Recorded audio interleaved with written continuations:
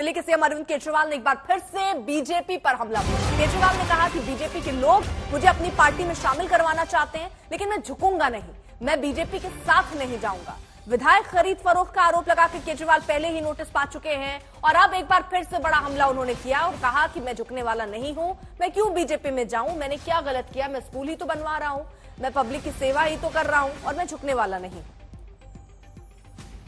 ये जो मर्जी षड्यंत्र कर ले हमारे खिलाफ, कुछ नहीं होने वाला और मैं भी डटा हुआ हूं इनके खिलाफ, मैं भी नहीं झुकने वाला।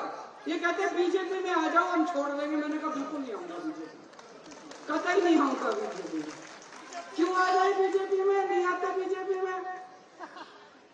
बीजेपी में चले जाओ तो सारे खून माफ सब। हमने कौन सा गलत काम किया, स्कूल ही तो बनवा रहे हैं, अस्पताल ही तो बनवा रहे हैं, सड़कें ही तो बनवा रहे हैं, पानी का इंतजाम कर रहे हैं, सीवर ही तो ठीक करा रहे हैं। तो अरविंद केजरीवाल सीधे तौर पर निशाने पर बीजेपी को ले रहे हैं। पहले खरीद फरोख्त का आरोप लगाते रहे और अब अरविंद केजरीवाल ये कह रहे हैं कि झुकाने की कोशिश हो रही है। केजरीवाल के दावे को बीजेपी ने भ्रष्टाचार के मसले से ध्यान भटकाने की कोशिश बताया। बीजेपी सांसद परवेश वर्मा ने आज तक से खास बातचीत की। देखिए, जब अरविंद केजरीवाल ने कहा कि हमारे विधायकों को तोड़ने की कोशिश की जा रही है, और ये बात उन्होंने पहली बार नहीं कही, इससे पहले भी कई बार बोल चुके हैं। हमने इस बार, हमारी पार्टी ने, भारतीय जनता पार्टी ने, हमारे प्रदेश अध्यक्ष ने, हम सब ने मिलकर पुलिस कमिश्नर से मिले और वहां पे शिकायत की कि बार बार ऐसे हमारे ऊपर में आरोप लग रहे हैं जो कि बिल्कुल झूठे हैं। तो आपको इसकी जांच होनी चाहिए, कौन से विधायकों से अपना किसने बात करी है, किनको किसका फोन आया है, क्या ऑफर दी गई है, हमें भी पता लगना चाहिए। तो जब उनके पास में नोटिस देने के लिए जाते हैं तो वो उसको एक्सेप्ट नहीं करते हैं, उनसे मिलते नहीं हैं और वो जांच में सहयोग नहीं कर रहे हैं। तो हमें ये पता लगा कि अरविंद केजरीवाल ने अपने 5-10 विधायकों से कहा कि आप जो है झूठा बोल दीजिए कि हमें फोन आया या हमसे कोई मिला। तो जब जो है कोई भी विधायक ने मना कर दिया कि हम इस बात को नहीं कहेंगे, क्योंकि अभी तो उनके सारे लोग कहाँ जा रहे हैं, अंदर जा रहे तिहाड़ में, तो अपना कोई विधायक नहीं माना। तो उसके बाद में केजरीवाल ने खुद ही अपना सोचा कि मैं ही बोल देता हूँ कि भाई जो है ना, अपना मुझे ऑफर दी जा रही है। तो ये है सारा ड्रामा कि आपको ईडी से बचने के लिए, आपको शराब के घोटाले से बचने के लिए, आपको जेल जाने से बचने के लिए आप एक अपना नैरेटिव सेट कर रहे हैं कि आपको हम लोग जो है खरीदने की कोशिश कर रहे हैं, आपकी सरकार गिराने की कोशिश कर रहे हैं। तो विधायकों को खरीदने की कोशिश के आरोप पर दिल्ली पुलिस ने केजरीवाल के बाद मंत्री आतिशी को भी नोटिस थमाया। दिल्ली पुलिस की क्राइम ब्रांच ने आज दूसरी बार आतिशी की वो घर गई। आतिशी के न मिलने पर उनके ओएसडी को नोटिस दिया गया। आतिशी से कल तक इस पर जवाब मांगा गया। इससे पहले दिल्ली पुलिस ने कल 5 घंटे के इंतजार के बाद सीएम केजरीवाल को नोटिस देकर 3 दिन में जवाब मांगा। दिल्ली पुलिस ऑपरेशन लोटस के आरोप पर पूछा है कि कौन कौन से विधायकों को ऑफर आए हैं, किनसे संपर्क किया गया। आम आदमी पार्टी की ओर से दावा किया गया था कि 7 एमएलए ऐसे हैं जिनको 25-25 करोड़ रुपए के ऑफर हैं और 21 एमएलए से संपर्क साधा गया है ताकि आम आदमी पार्टी टूट जाए।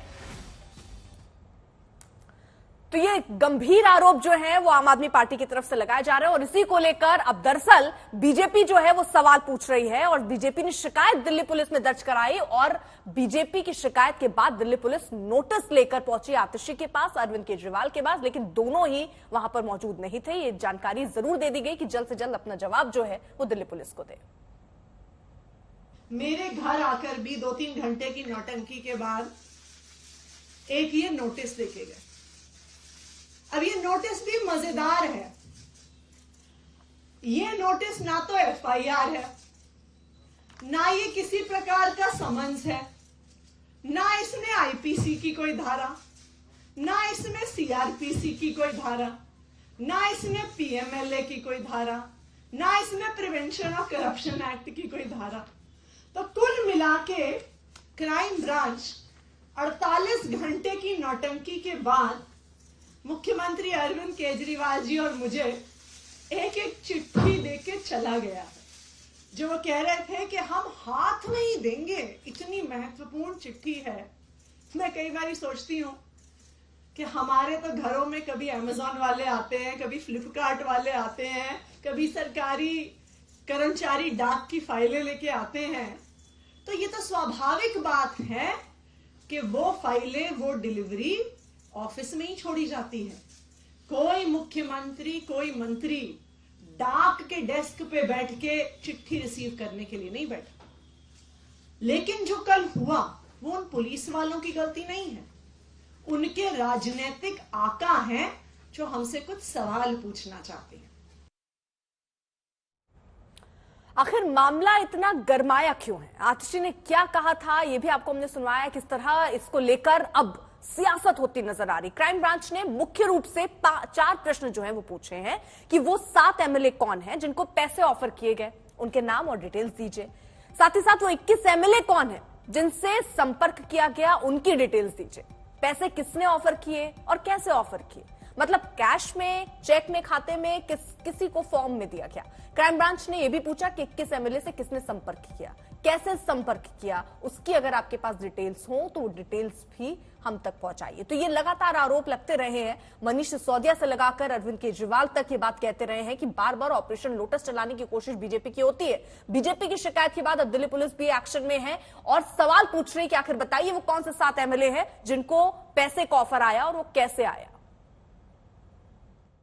भारतीय जनता पार्टी आम आदमी पार्टी की चुनी हुई सरकार को गिराने की कोशिश कर रही है।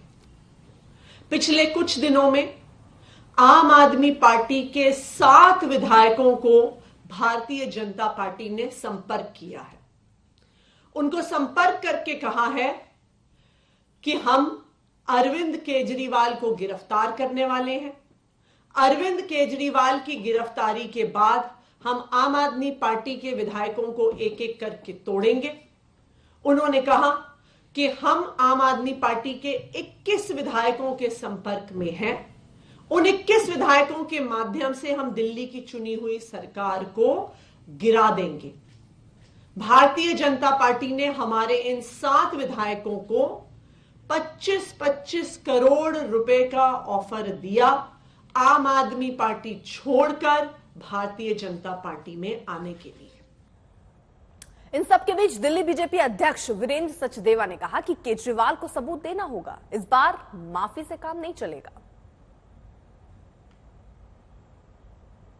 दिल्ली बीजेपी के प्रदेश अध्यक्ष वीरेंद्र सचदेवा जी, सर कल टीम पहुंची थी लेकिन मुलाकात नहीं हो पाई, आज फिर आतिशी के यहाँ पे टीम पहुंची क्राइम ब्रांच की, क्या कहेंगे आप? देखिए, हम फिर बार बार कह रहे हैं, अरविंद केजरीवाल और आतिशी, इन दोनों ने जिस तरह से 3 दिन पहले दिल्ली की जनता को झूठ बोला है, उस झूठ का अंजाम इन्हें भुगतना पड़ेगा।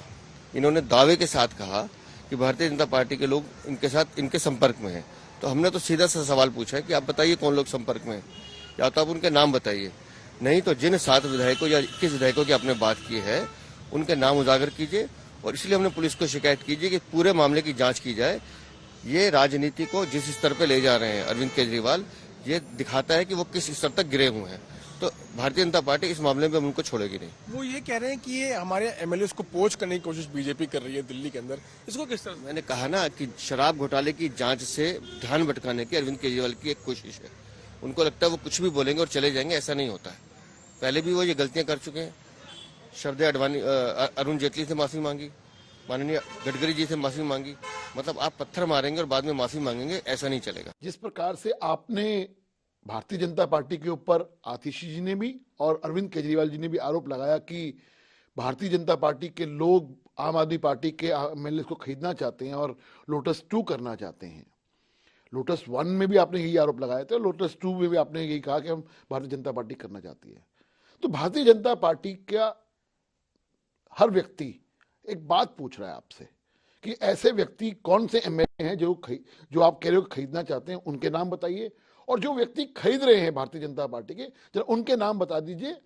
अब नहीं चलने वाला, अब तो आपको नाम बताने होंगे, अन्यथा कानून का सामना करना होगा। ये देश में पहली बार ऐसा हो रहा है कि एक चुना हुआ मुख्यमंत्री ही संविधान को मानने को तैयार नहीं है, क्योंकि करप्शन के केस में वो सुरेन जी की तरह फंसा हुआ है। उसको पता है, जैसे सुरेन जी को पता था कि मैं जैसे ही सामने जाऊंगा मेरे पास उनके सवालों के जवाब नहीं, मैं अरेस्ट हो जाऊंगा। ऐसे ही अरविंद केजरीवाल जी जानते हैं, उनके साथी संजय सिंह जी, उनके साथी मनीष सिसोदिया जी अरेस्ट होने के बाद उनकी जमानत के दौरान उनको नाम मिलने पे इतने सारे डॉक्यूमेंट ईडी दे चुकी है, उन सबको डॉक्यूमेंट्स के चलते अरविंद केजरीवाल भी बच नहीं सकते।